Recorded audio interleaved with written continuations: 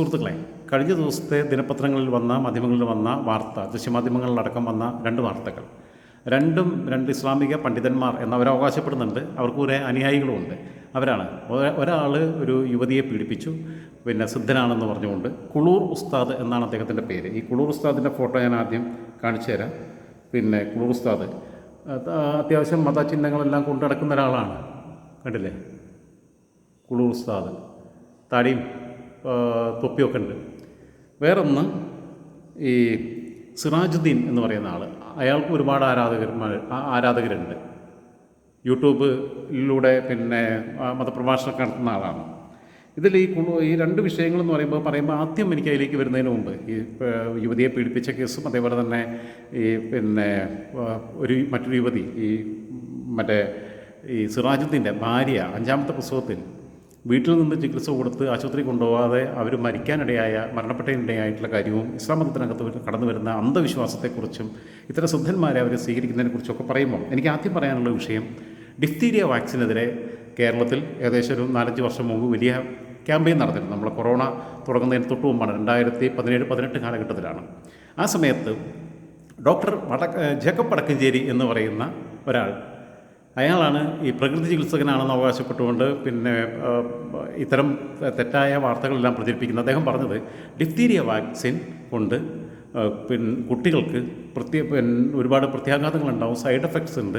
അത് അവരെ ഭാവിയിൽ അവർക്ക് അംഗവൈകല്യം ഉണ്ടാവാൻ ഇടയാക്കും, അവർ അകാല മരണം സംഭവിക്കാൻ ഇടയാക്കും എന്ന് തുടങ്ങിയിട്ടുള്ള ഒരുപാട് വാദങ്ങൾ പ്രചരിപ്പിക്കുകയും അതിനെ മലപ്പുറം ജില്ലയിലെ മുസ്ലിം സംഘടനകൾ, പല യാഥാസ്ഥിതിക മുസ്ലിം സംഘടനകളും, പ്രധാനപ്പെട്ട മെയിൻ സ്ട്രീമിൽ നിൽക്കുന്നവരല്ല, പ്രധാനപ്പെട്ട പണ്ഡിതന്മാരാരും അതിനെക്കുറിച്ച് പറഞ്ഞിട്ടില്ല. പക്ഷേ മുസ്ലിം സമൂഹത്തിനിടയ്ക്ക് ഇതിൻ്റെ കുറിച്ച് വലിയ പ്രചാരണം നടക്കുകയും ഈ തീവ്രവാദ സംഘടനകൾ ഉൾപ്പെടെയുള്ളവർ അതിന് വലിയ പ്രചാരണം നൽകുകയൊക്കെ ചെയ്തതിൻ്റെ ഭാഗമായിട്ട് ഡിഫ്തീരിയ വാക്സിൻ എടുക്കാൻ അവിടുത്തെ സ്ത്രീകൾ, രക്ഷിതാക്കൾ ഒക്കെ തന്നെ വിസമ്മതിക്കുന്ന അവസ്ഥയുണ്ടായി കുഞ്ഞുങ്ങൾക്ക് ഇത് കൊടുക്കാൻ. അവസാനം ഒരു കുട്ടി ഡിഫ്തീരിയ ബാധിച്ച് മരിച്ചു. വേറെ കുറച്ച് കുട്ടികൾക്ക് ഡിഫ്തീരിയ സ്ഥിരീകരിക്കപ്പെട്ടു. ആ സമയത്ത് ഗവൺമെൻറ് നിർബന്ധപൂർവ്വം ബലം പ്രയോഗിച്ച് പിന്നെ സർക്കാർ സംവിധാനങ്ങൾ ഉപയോഗിച്ചുകൊണ്ട് കുട്ടികൾക്ക്, രക്ഷിതാക്കൾക്ക് ബോധവൽക്കരണം നടത്തുകയും അതേപോലെ കുട്ടികൾക്ക് ഡിഫ്തീരിയ വാക്സിൻ നിർബന്ധപൂർവ്വം നൽകുകയും ചെയ്തു. അന്ന് ഒരു ചാനൽ ചർച്ചയ്ക്കകത്ത് ഈ ആരോഗ്യ പ്രവർത്തകരുണ്ടായിരുന്നു, ആരോഗ്യമന്ത്രിയായിരുന്ന KK ശൈലജ ടീച്ചറുണ്ടായിരുന്നു, അതേപോലെ ഈ ജേക്കബ് വടക്കഞ്ചേരി എന്ന് പറയുന്ന സ്വയം പ്രഖ്യാപിത പ്രകൃതി ചികിത്സകനുണ്ടായിരുന്നു. അപ്പോൾ ഇയാളോട് നിങ്ങൾക്ക് എവിടെ നിന്നാണ് ഡോക്ടറേറ്റ് കിട്ടിയതെന്ന് ശൈലജ ടീച്ചർ ചോദിക്കുന്നുണ്ട്. അപ്പോൾ അവസാനം ഇയാൾ പറഞ്ഞു, എന്നെ എല്ലാവരും ഡോക്ടറെന്നാണ് വിളിക്കുന്നത്. അവസാനം പറഞ്ഞെത്തിയത് ഇയാൾക്ക് പിന്നെ ഏതെങ്കിലും വിഷയത്തിൽ PhD പോലും കിട്ടിയല്ല, മെഡിക്കൽ ഡോക്ടർ പോട്ടെ, ഡോക്ടർ എന്നുള്ള പേര് ഉപയോഗിക്കാൻ ഒരു യോഗ്യതയില്ല. അപ്പോൾ ശൈലജ ടീച്ചർ പറഞ്ഞ കാര്യമുണ്ട്, നിങ്ങൾക്ക് ഹിസ്റ്റീരിയ ബാധിച്ചിരിക്കുകയാണ്, നിങ്ങൾ ഇത്തരം ഭ്രാന്തമായ മാനസിക വിഭ്രാന്തി പിന്നെ പ്രകടിപ്പിക്കുകയും അത്തരം കാര്യങ്ങൾ പ്രചരിപ്പിക്കുകയും ചെയ്യുകയാണെങ്കിൽ നിങ്ങളെ ബലം പ്രയോഗിച്ച് സർക്കാരിനെ അറസ്റ്റ് ചെയ്തുകൊണ്ടിട്ട് ചികിത്സയ്ക്ക് വിധേയനാക്കേണ്ടി വരും എന്ന് പറഞ്ഞു. അതാണ് സത്യം. അതായത് ഇയാൾ തെക്കനാണ്, എറണാകുളം ജില്ലക്കാരാണെന്ന് തോന്നുന്നു. ഒരിക്കൽ ഞാൻ മെട്രോ ട്രെയിനിൽ വെച്ച് പരിചയപ്പെട്ടൊരു ഫോട്ടോ എടുത്ത് ഇയാളോടുള്ള ഇഷ്ടം കൊണ്ടാണ് എഴുതിയത്. ഞാൻ അയാളെക്കുറിച്ചൊരു സ്റ്റോറി ചെയ്യാൻ വേണ്ടിയായിരുന്നു ഞാൻ എടുത്തിരുന്നത്. അയാളുടെ കൂടെ സെൽഫി എടുത്തെന്നുള്ള വലിയ സന്തോഷമായിട്ടൊക്കെ തോന്നിയെന്ന് എനിക്ക് തോന്നണേ. അപ്പം എനിക്ക് അയാളെ കണ്ടപ്പോൾ മനസ്സിലായി, ക്ലീൻ ഷേവൊക്കെ ചെയ്തിട്ട് മെലിഞ്ഞിട്ടൊരു മനുഷ്യനാണ്, ഒരു ഉന്മാദാവസ്ഥയിലാണ് നിൽക്കുന്നത് അതിൻ്റെ ഭാഗമായിട്ട്. പക്ഷേ ഇയാൾ ആലോചിച്ച് നോക്കേണ്ടത്, ഇയാളുടെ ഇത്തരം പ്രചാരണങ്ങൾ അയാളുടെ സ്വന്തം ജില്ലയായിട്ടുള്ള, അല്ലെങ്കിൽ എറണാകുളത്താണെങ്കിൽ എറണാകുളം, അല്ലെങ്കിൽ എന്തായാലും തൃശ്ശൂരിന് അപ്പുറത്തേക്കാണ്, തെക്കനാണ്. അവിടെയൊന്നും തൃശ്ശൂരോ എറണാകുളത്തോ കൊല്ലത്തോ തിരുവനന്തപുരത്തോ പത്തനംതിട്ടയിലോ കോട്ടയത്തോ ഒന്നും ക്ലച്ച് പിടിക്കാത്ത ഒരു വാദം അയാൾ മലപ്പുറത്തിൻ്റെ മണ്ണിൽ അടിച്ചേൽപ്പിക്കാനും, മലപ്പുറത്ത് യാഥാസ്ഥിതികരായ ഇത്തരം മുസ്ലിം സമുദായത്തിൽപ്പെട്ട വിവരമില്ലാത്ത ആൾക്കാരുടെ അടുത്ത് നിങ്ങളുടെ വംശഹത്യയ്ക്ക് വിധേയരാക്കാനാണ്, മുസ്ലിങ്ങളെ ഇത്തരം വാക്സിൻ കൊടുത്ത് കൊല്ലാനാണ് എന്നുള്ള തെറ്റായ പ്രചാരണം നടത്തുമ്പം അത് അവിടെ ഏക്കും എന്നുള്ളത് മനസ്സിലായപ്പോഴാണ് പ്രചാരണത്തിന് അവർ തയ്യാറായതെന്നുള്ളത് മനസ്സിലാക്കണം. എന്തായിരുന്നാലും അവസാനം ആ കേസെടുക്കുന്ന അവസ്ഥയിലേക്ക് എത്തിയപ്പോൾ അത്തരം പ്രചാരണങ്ങളെല്ലാം അവസാനിച്ചു. എല്ലാവരും ഡിഫ്തീരിയയ്ക്ക് വിധേയരായി. ഡിഫ്തീരിയ എല്ലാ കുഞ്ഞുങ്ങൾക്കും നിർബന്ധപൂർവ്വം കൊടുത്തു എന്നുള്ളതാണ്. അപ്പോൾ ഇത്തരം തെറ്റായ വ്യാഖ്യാനങ്ങൾ നടക്കുന്നുണ്ട്, പ്രചാരണങ്ങൾ നടക്കുന്നുണ്ടെന്നുള്ളതാണ് ഞാൻ പറഞ്ഞു വന്നത്. ഇനി അടുത്ത വിഷയം, ഈ വീട്ടിലെ പ്രസവത്തിലെ മരണം, ഭർത്താവിനെതിരെ പരാതി, വേദന അനുഭവപ്പെട്ടിട്ടും ആശുപത്രിയിൽ എത്തിച്ചിട്ടില്ല.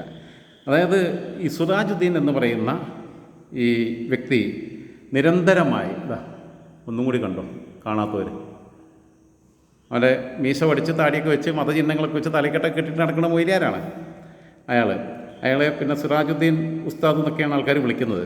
മലപ്പുറത്താണ് യുവതി മരിച്ചത്. പെരുമ്പാവൂർ അറക്കപ്പടി കുമ്പ്ര വീട്ടിൽ പരേതനായ ഇബ്രാഹിം മുസ്ലിയാരുടെ മകളായ അസ്മ 35 വയസ്സ് ആണ് മരിച്ചത്. ചികിത്സ കിട്ടാതെയാണ് മരിച്ചതെന്ന് ബന്ധുക്കൾ പറഞ്ഞു. പെരുമ്പാവൂർ പോലീസിൽ പരാതി നൽകിയത് മലപ്പുറം പോലീസിന് കൈമാറിയിട്ടുണ്ട്. മലപ്പുറം ചട്ടിപ്പറമ്പിലാണ് ഇപ്പോൾ ഇവർ താമസിക്കുന്നത്. ഈ സിറാജുദ്ദീൻ്റെ ഭാര്യയും സിറാജുദ്ദീനും താമസിച്ചിരുന്നത്. അവിടെ നിന്നാണ് ഇവർ ഗർഭിണിയായിട്ടും പിന്നെ പ്രസവവേദന അനുഭവപ്പെട്ടിട്ടും യുവതിയെ ആശുപത്രിയിൽ എത്തിച്ചില്ല. ഇയാൾ തന്നെ ചികിത്സ കൊടുക്കാമെന്ന് പറഞ്ഞു. അപ്പോൾ ഇയാൾ ഈ ആലപ്പുഴ സ്വദേശിയായിട്ടുള്ള സിറാജുദ്ദീൻ ചികിത്സയടക്കം ശാസ്ത്രീയമായി അംഗീകരിക്കപ്പെടാത്ത അശാസ്ത്രീയമായ പിന്നെ അനാചാരങ്ങൾ നിറഞ്ഞിട്ടുള്ള ചികിത്സകൾ, മന്ത്രവാദങ്ങൾ, ബാക്കിയുള്ളതൊക്കെ യൂട്യൂബിലൂടെ പ്രചരിപ്പിക്കുന്ന ആളാണ്. ഇയാൾക്ക് ഒരുപാട് ഫോളോവേഴ്സ് ഉണ്ട്. ഇയാളുടെ വരുമാനം അതാണെന്നാണ് പറയുന്നത്. മതപ്രഭാഷണം നടത്താൻ പോകുന്നത്. എന്ത് മതപ്രഭാഷണം ഇയാൾക്ക് നടത്താൻ കൊണ്ടുപോകണം? വിവരമില്ലാത്ത ആൾക്കാരെന്ന് എനിക്കറിയില്ല. വിവരമുള്ള പണ്ഡിതന്മാർ എത്ര പേരും മുസ്ലിം സമുദായത്തിനകത്തുണ്ട്. അവരെ കൊണ്ടുപോയി കൂടെ? അവരെ വെച്ച് പ്രചാരണം നടത്തി. ഇതേപോലെ സ്വയം പ്രഖ്യാപിത സിദ്ധന്മാരെ ഞാൻ പറഞ്ഞപ്പോൾ ഹിന്ദു മതത്തിനകത്തുണ്ട്, ക്രിസ്തു മതത്തിനകത്തൊക്കെ ഉണ്ട്, ഇത്തരം പ്രശ്നങ്ങളൊക്കെ ഉണ്ട്.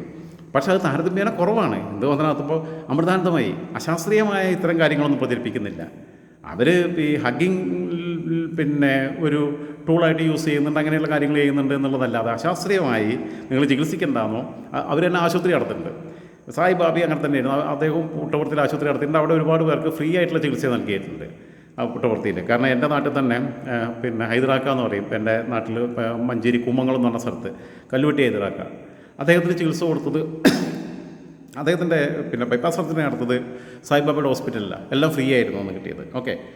കല്ലൂട്ടി ശിഹാബിൻ്റെ ഉപ്പ എന്ന് പറയും. ശിഹാബ് മരിച്ചുപോയി അകാലത്തിൽ. ഈ യുവതിയുടെ 5ാമത്തെ പ്രസവമാണിത്.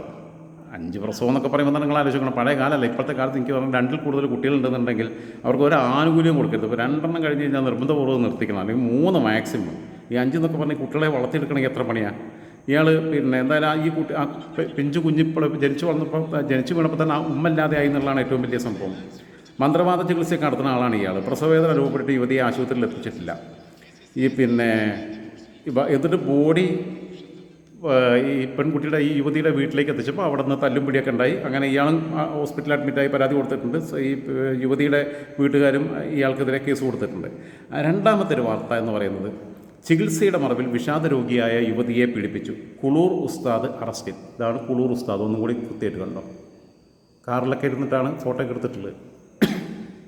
അബ്ദുൽ കരീം എന്നാണ് അയാളുടെ യഥാർത്ഥ പേര്. ഇയാൾ ഉസ്താദാണ്. മദനി ഉസ്താദായിരുന്നൊരു കാലത്ത്. മക്കളേ ഉസ്താദ് നിങ്ങളോട് പറയുന്നു എന്നൊക്കെ പറഞ്ഞിട്ട് കോഴിക്കോട് കടപ്പുറത്ത് ആളുകളെ അഭിസംബോധന ചെയ്ത് സംസാരിച്ചതാണ്. തീവ്രവാദം പ്രചരിപ്പിക്കുന്ന ഒരാളെങ്ങനെയാണ് ഒരു പുരോഹിതനാവാൻ യോഗ്യനാവുന്നത് എന്നുള്ളതാണ്. എന്തായിരുന്നാലും ഇത് പിന്നെ ഇയാൾ പിന്നെ കർണാടക ബോർഡറിലാണ്. വിഷാദ രോഗിയായ യുവതിയെ ചികിത്സയുടെ മറവിൽ പീഡിപ്പിക്കുകയും പണം തട്ടിയെടുക്കുകയും ചെയ്തു. ഓക്കെ. ഗുരുവായൂങ്കര സ്വദേശി അബ്ദുൽ കരീം എന്ന കുളൂർ ഉസ്താദിനെയാണ് പോലീസ് അറസ്റ്റ് ചെയ്തത്. 2022 ഈ യുവതി വിഷാദ രോഗത്തിന് അടിമയായിരുന്നു. സഹോദരി ഭർത്താവിൻ്റെ ഉപദേശപ്രകാരം ഉസ്താദിൻ്റെ വീട്ടിലേക്ക് പോയി. അവിടെ നിന്ന് കുളൂർ ഉസ്താദ് പിന്നെ എന്ന അബ്ദുൽ കരീം യുവതിയെ കാണുകയും അവർക്ക് ആരോ മന്ത്രവാദം ചെയ്തു എന്ന് പറഞ്ഞ് അതിൽ നിന്ന് മുക്തി നേടാൻ ചില ചടങ്ങുകൾ നടത്തണമെന്ന് പറഞ്ഞു. അപ്പോൾ യുവതി, കാരണം ഉസ്താദല്ലേ പറയണം, വിശ്വസിച്ചു.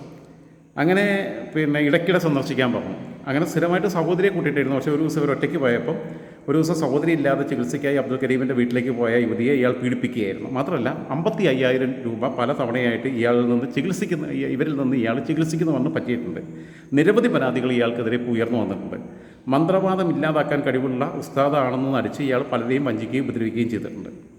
എങ്ങനെയാണ് പിന്നെ ഇത്തരം സംവിധാനങ്ങൾ ഉണ്ടാവും? ഇന്നത്തെ കാലത്ത് മന്ത്രവാദം കൈവശം എന്നൊക്കെ പറഞ്ഞ് നടക്കുക. എന്തുമാത്രത്തിന് പിന്നെ അത് അംഗീകരിച്ചതാണെന്ന് പറയാം. ഏക ദൈവവിശ്വാസത്തിൽ നിൽക്കുന്നതാണ് ക്രിസ്തുമതവും പിന്നെ ഇസ്ലാം മതവും ഒക്കെ. ഇപ്പോൾ എൻ്റെ നാട്ടിൽ ഞാൻ കുറച്ചു കാലം താമസിച്ചിരുന്ന മലപ്പുറം ജില്ലയിലെ നിലമ്പൂർ മണ്ഡലത്തിലെ ചുങ്കത്തറ പഞ്ചായത്തിൽ അവിടെ പുലിമുണ്ട എന്ന് പറയുന്ന പ്രദേശം അതാണ് ഞാൻ താമസിച്ചത്. പുലിമുണ്ടയിൽ നിന്ന് ഏകദേശം 1.5 കിലോമീറ്റർ അപ്പുറത്ത് ചൂരക്കണ്ടി എന്ന് പറയുന്ന സ്ഥലമുണ്ട്. ഇത് കേട്ടിരിക്കുന്ന നിലമ്പൂർക്കാർക്ക് അറിയാം. ചൂരക്കണ്ടി ദൈവം എന്നൊക്കെ പറഞ്ഞാൽ വളരെ പ്രശസ്തരാണ്. ദൈവം എന്നാണ് വിളിക്കണേ. ഒരു വെളിച്ചപ്പാട് പോലെയുള്ള സാധനം അവിടെ ഒരു സാധാരണക്കാരനായിരുന്നു.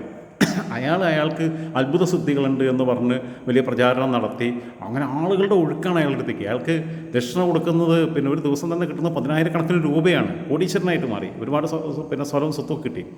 അവിടെ വരുന്നവരിലേറെയും നിർഭാഗ്യവശാൽ ഹിന്ദു മതത്തിൽപ്പെട്ട വിശ്വാസികളല്ല, ഇസ്ലാം മതത്തിൽപ്പെട്ടവരാണ്. കാരണം പർദ്ദയിട്ട സ്ത്രീകളൊക്കെയാണ് വണ്ടി വിളിച്ച് അങ്ങോട്ട് ഇങ്ങനെ അയാൾ ദർശനം കൊടുക്കുന്ന ദിവസം കണ്ട് ചെല്ലണത്.